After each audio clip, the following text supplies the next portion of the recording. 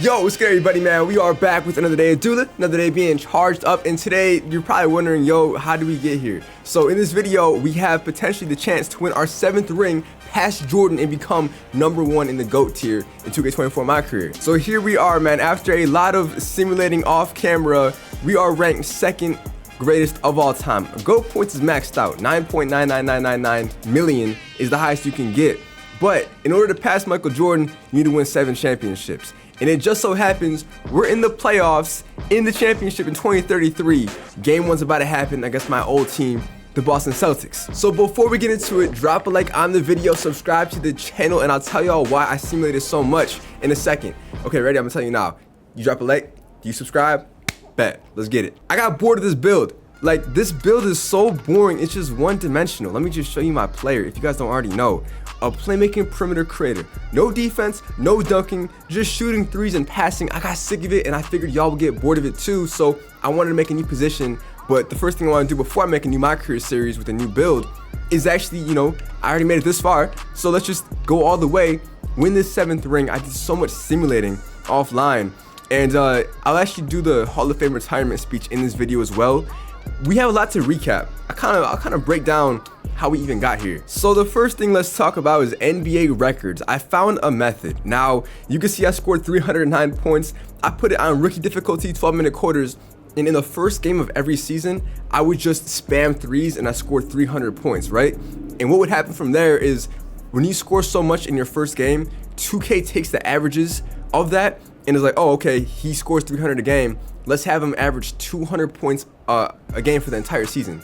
So when I simulate, 80 games, I'm getting so many points, which is the reason why in one season, I crushed Wilt Chamberlain's record and I scored almost 7,000 points. And there was a cutscene that happens when you break the all-time season scoring record, and I'll show you the cutscene right now.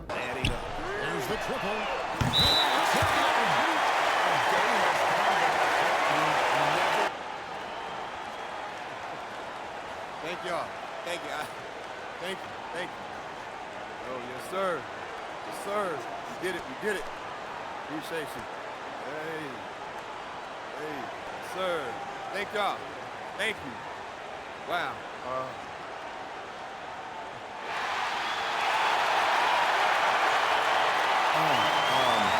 This is amazing. I don't know what to say, You dream of something like this when you were a little kid, but for it to actually be real, first of all, I just want to thank the fans. You're the best fans in the world, and it's an honor. It's an honor to play for you. I also want to thank my teammates and my coaches. You don't score this many points, but the trust of those you play with and play for, without having a ton of time around you. That's facts. You got my dad. Thank you, Dad. I love you. And of course, my grandpa. Miss you, Grandpa. Love you. Miss you every day. And finally, I gotta thank the legends who came before me, who built this league into what it is today. Guys like Wilt, MJ, Kobe, Kareem, LeBron, Giannis, Kawhi. The list goes on and on. It feels amazing to be up here right now, and I mean that from the bottom of my heart. Thank you, thank you. I love y'all. Thank you.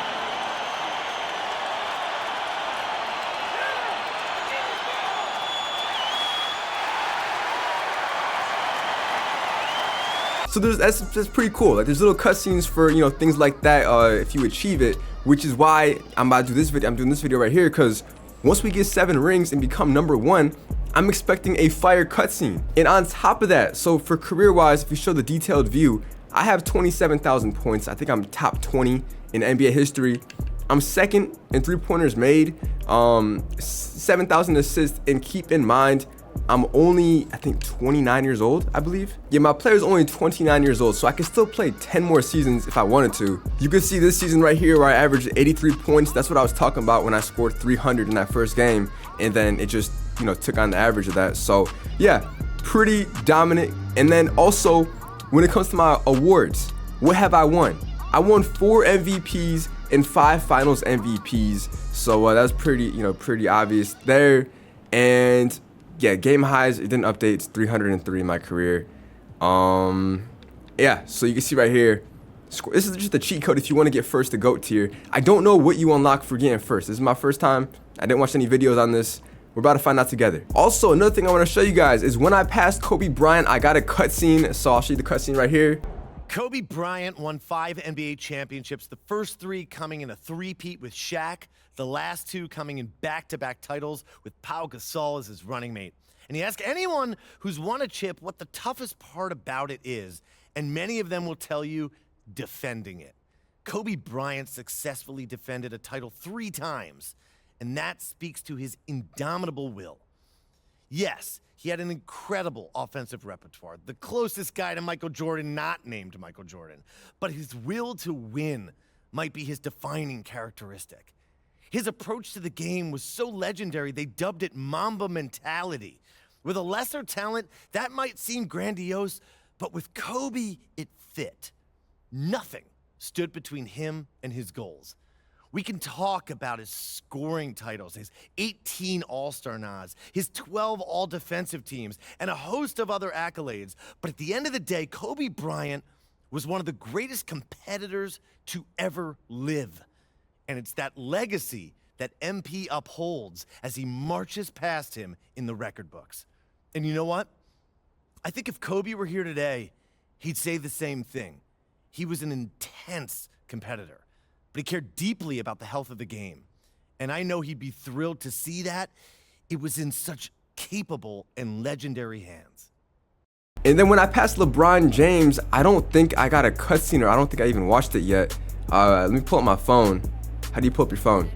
I think down on the D-pad.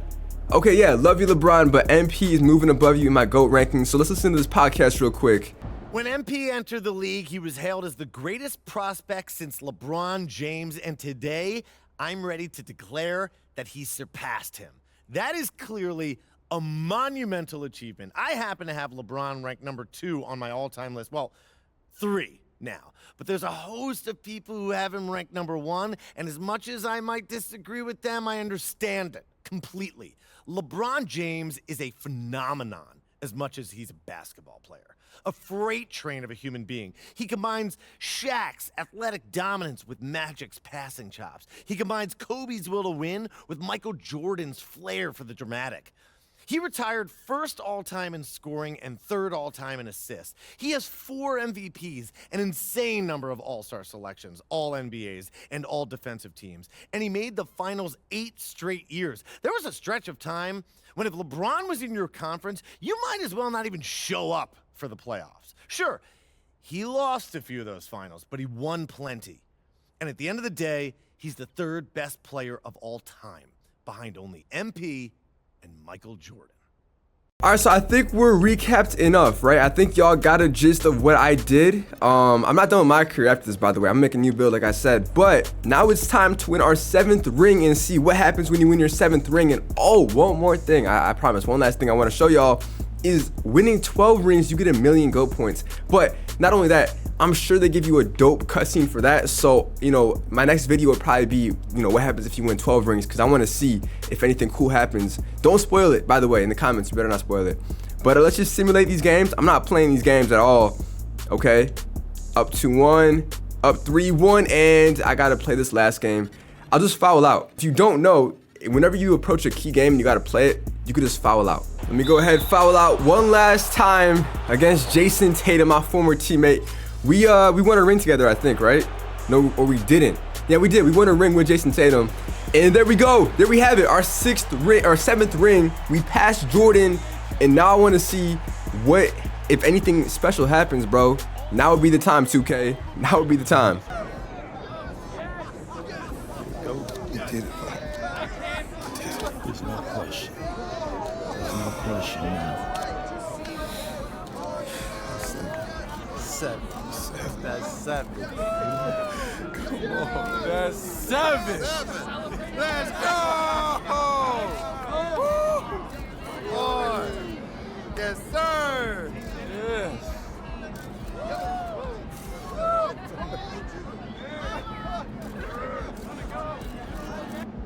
The champ champ is here, baby.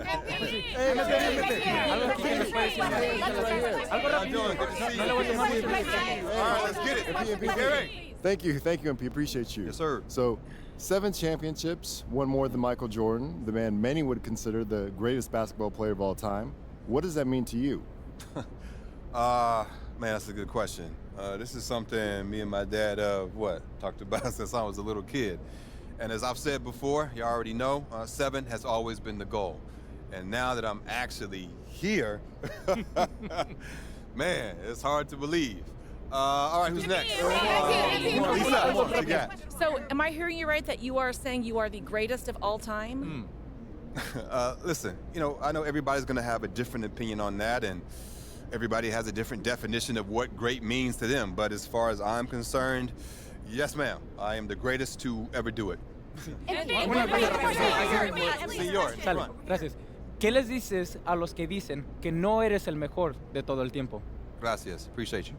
What do you say to those who say you're not the greatest of all time? That doesn't bother me. I'm not one to check socials and all that, and I get why someone would say it's MJ or LeBron or someone on that level.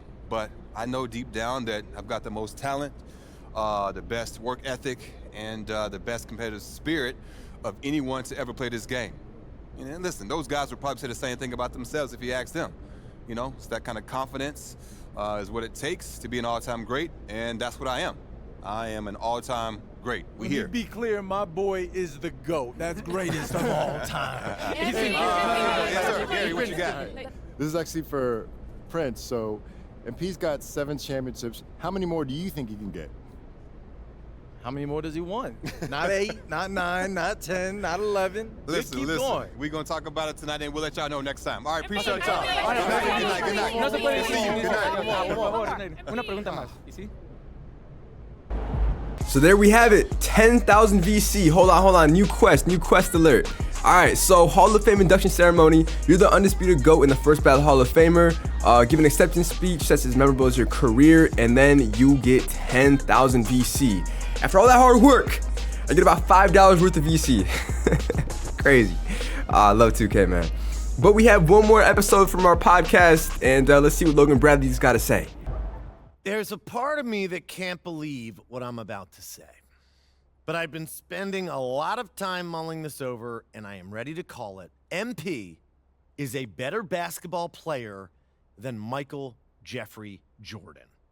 In order to understand what that means, you have to understand who his airness was, and he was, quite simply, the greatest competitor I have ever seen in the history of pro sports.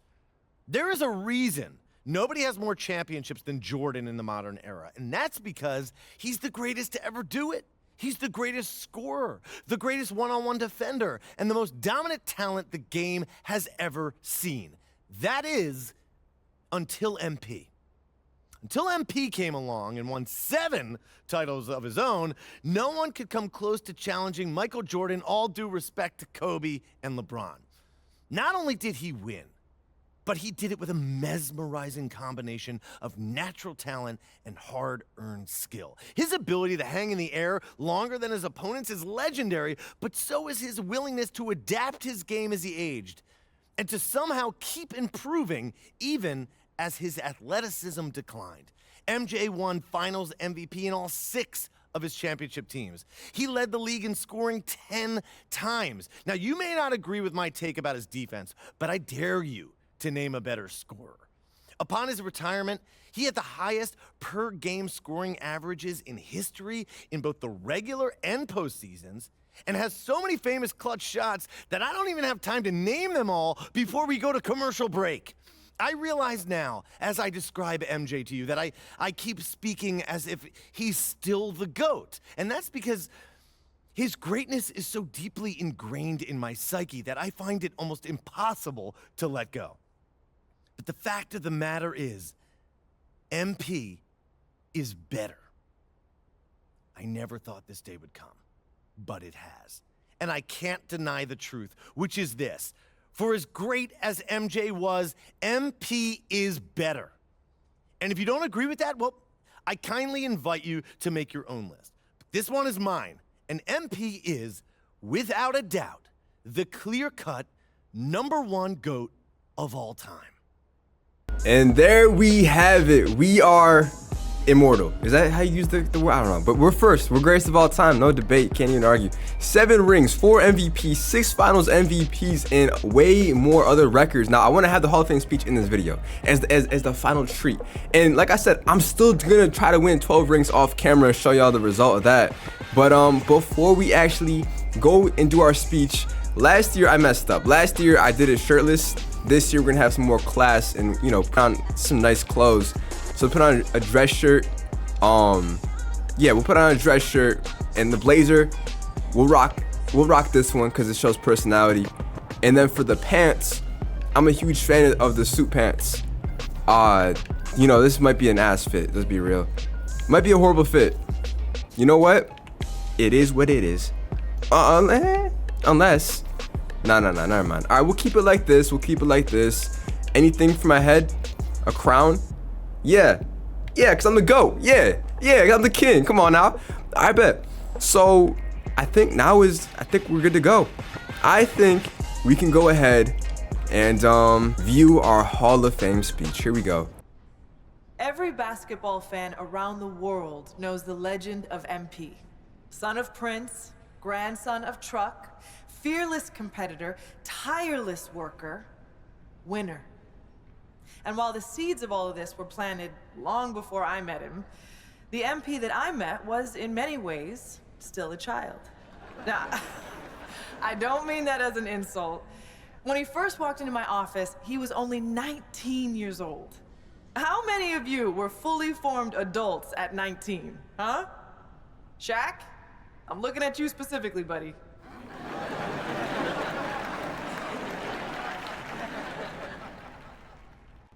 Now, what do I mean when I say he was a child? Well, for one thing, he had a child's enthusiasm for the game. MP hung on my every word when we first met. Listened to everything I said like it was the most important thing he had ever heard. I mean, he really did listen. You know, he'd go out and execute something you talked about in a film session like he'd been working on it his entire life. But he was a child in other ways, too. For one thing, he was obsessed with Ninja Turtles.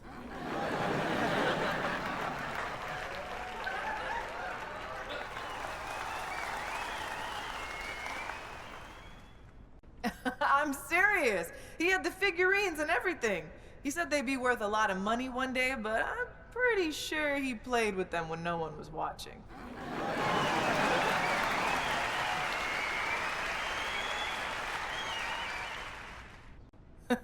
What I'm trying to say is that MP was himself, first and foremost, from day one in the league until the day he retired. And while he did a lot of growing up over the years, that boyish enthusiasm for the game never left him. It's what made him great. He never lost that passion for learning and growing and getting better. And I'm pretty sure he still has those Ninja Turtle figurines laying around somewhere. Now, you can't talk about MP without talking about his accomplishments on the court. So, let me talk about some of the most impressive. He holds the record for most points scored in a single season.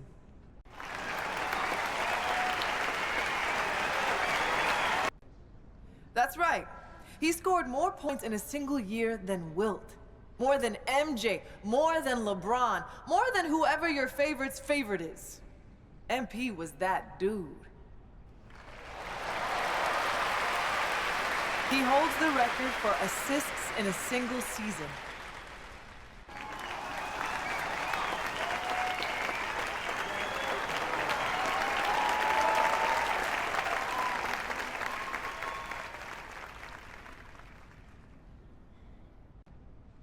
I've never seen someone so dialed in over the course of an entire year, and I doubt we ever will again.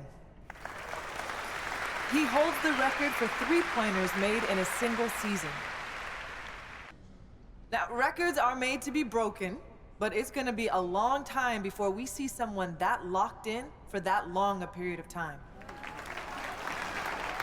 He broke the most unbreakable record in sports, topping Wilt's famous 100-point game.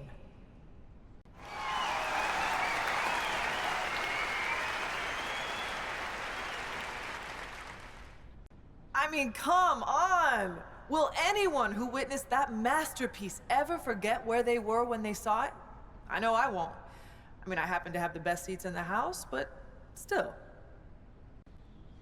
Look, I could go on and on about the greatness of MP, but I know he likes to do that too. So, rather than step on all of his toes, allow me to introduce the man you are all here to see, the legend, the GOAT, MP.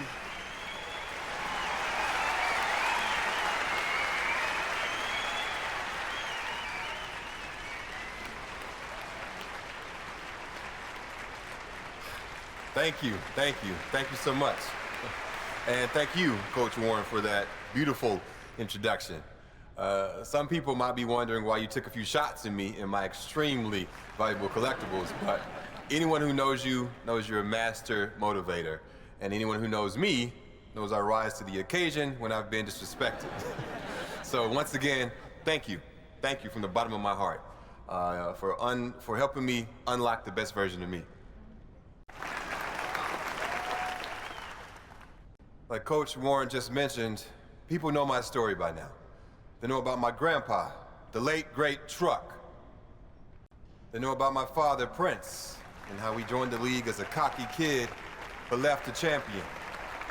But what they might not know is that throughout my career, me and my dad would have these sprawling conversations late into the night, where we talk about the history of the game and my family's place in that history.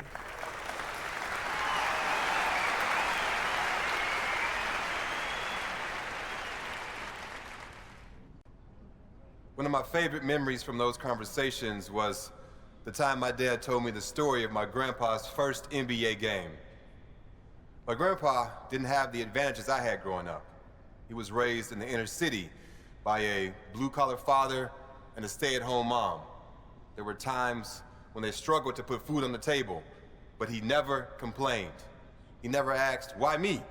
He just put his head down and got to work. He could have taken the easy way out and did things he wasn't supposed to make a quick buck. But my grandpa, he wasn't built like that. He had love in his heart, and he wanted to make his parents proud. Now, don't get me wrong. If you mess with him or someone he loved, hey, well, trust me, he didn't want to do that. When it came time to fight for what was right, he never backed down. And that's the kind of ball player he was. He didn't have the most skill, but he had the most heart. He fought for a spot in the NBA like his life depended on it. Through sheer force of will, he got drafted by the Celtics in the 3rd round. He was sent to a minor league team to start his career, but he stayed ready.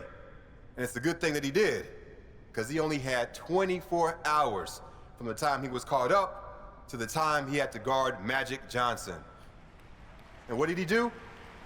He shut him down when everyone expected him to fall on his face. Nah, my grandpa, he rose to the occasion.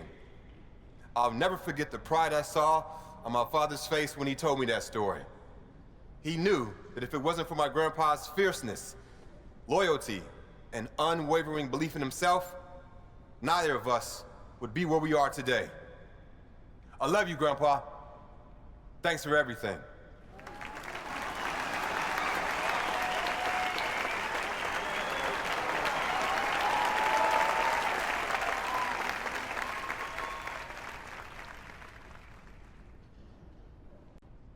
One of my favorite moments from those conversations was when my dad told me about the game that my grandpa outdueled Michael Jeffrey Jordan. Everyone remembers Truck as a defensive force, a great locker room guy, a valuable veteran mentor who showed young guys the ropes. But what most people don't remember is that the man could hoop. Now, that wasn't his strength, but when he felt like the team needed it, he wasn't afraid to get into his bag. If you don't believe me, watch the game. For those who need a refresher, the Pistons lost their first 3 matchups with the Bulls that year, and Coach Daly was sick of it. So during the 4th game, when MJ went out for 11 of the Bulls' first 12 points, my grandpa got the call to come in and knock MJ around a little, bad boy style. But Grandpa had other plans. He knew that what the team needed that day was for someone to go toe-to-toe with his airness. And by the time the dust settled, defensive stalwart Truck had outdueled the great Michael Jordan. The thing that I love about that story is that it shows a side of my grandpa most people didn't get to see. He sacrificed for his family, and he was a really serious guy, but he loved life, and he loved the game of basketball. And every once in a while, that fun-loving guy would come out of his shell and show the world that you can't pigeonhole someone, no matter how well you think you know them. One of my favorite memories from those conversations was the time that my dad told me about his first game against the late, great Kobe Bryant. People might remember that my dad was on fire that game, and you might expect him to be proud of that. But it turned out to be the worst thing for him, because it gave him too much confidence. You need to believe in yourself to make it in this league, for sure. But the flip side to that is you have to stay hungry. And sometimes, when you get early success, it can go to your head. That's what happened to my dad. He took his foot off the gas and was left behind. For a little while, anyway. The great thing about this story is it ends in triumph. Rather than whine and sulk his way out of the league, he got his head screwed on straight, got to work, and ended his career a champion. Growth isn't linear. When you think things can only go up, they go down.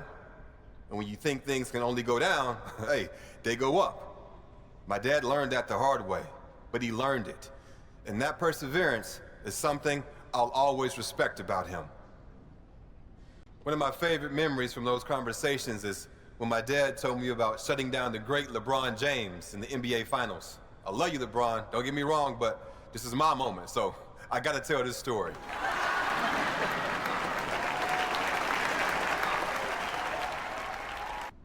That's not always easy for someone like him. My dad could hoop. He had everything in his bag. But the proudest moment of his career was Game 4 of the Finals, when he used every last ounce of energy he had to shut down the greatest player on the planet. And again, I'm sorry, LeBron, but he held King James to under 10 points. Do you understand how wild that is in that moment? Lots of people still think he's some brash kid with no respect for the game. But those who knew him and love him like I do understand that he's a human being, one who learned from his mistakes and came out on the other side a better ball player and a better human being.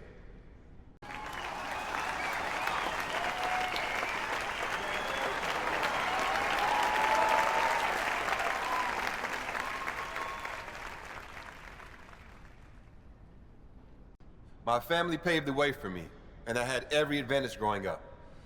But once I got to the NBA, they couldn't play the games for me. And as a lot of you remember, my first game was the most hyped debut since LeBron James. All eyes were on me, and everyone expected me to be spectacular. So what did I do?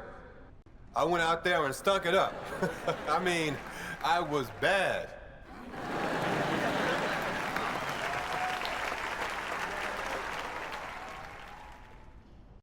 People don't think of me that way now, obviously. I've had a lot of success, or I wouldn't be here. But in that moment, I was nervous, sweating, shaking, scared. It just goes to show, people you look up to, people you think are invincible, we failed more times than you can imagine. If you want something bad enough, don't let failure stop you. Learn from it, and you grow. And if you keep working, you'll reach your goal. One of the most important things you can do if you want to have success is to set goals. And me, being who I am, I set some pretty lofty ones for my rookie season. I wanted to be the first player in NBA history to win Rookie of the Year, MVP, a championship, and Finals MVP. And I did it.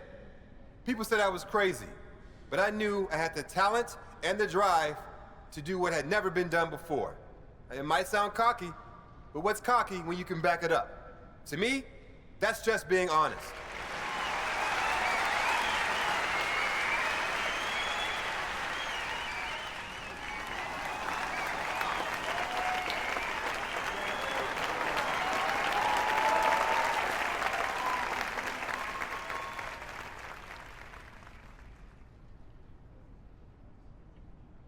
Speaking of being a legend, who can't forget all those championships I won? I know you can't, Michael. I know you can't, LeBron. Because I got more than both of y'all.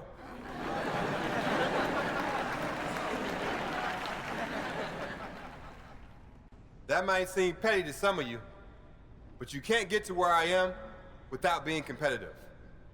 And for a competitor like me, there's nothing better than rubbing your accomplishments in the face of your enemies.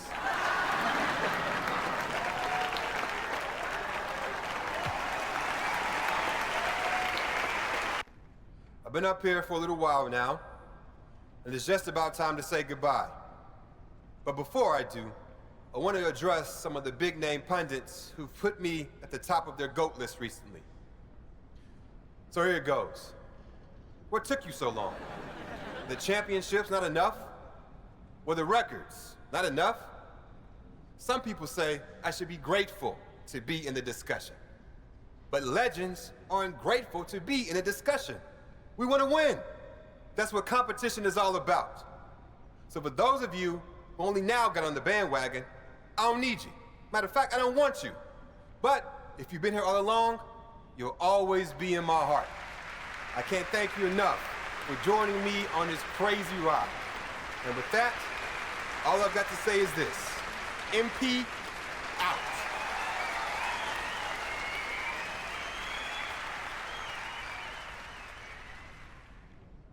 Not gonna lie, that was kind of a rough ending, bro. He was just being kind of like an asshole in the end. But hey, you know, that's, you get to choose.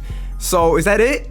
Did we win? Did we beat 2K MyCareer? No, here's what we gotta do. Next up in the next video, next MyCareer video, I will, as an experiment, see what does happen if you win 12 rings. I will do that next video. But as of right now, comment down below what build should I make next and on what team should I be, and we'll restart the MyCareer with a fresh build that's more entertaining. But hey, appreciate y'all for joining me along this journey so far, and let's continue it. I'll catch you guys tomorrow, man. Peace.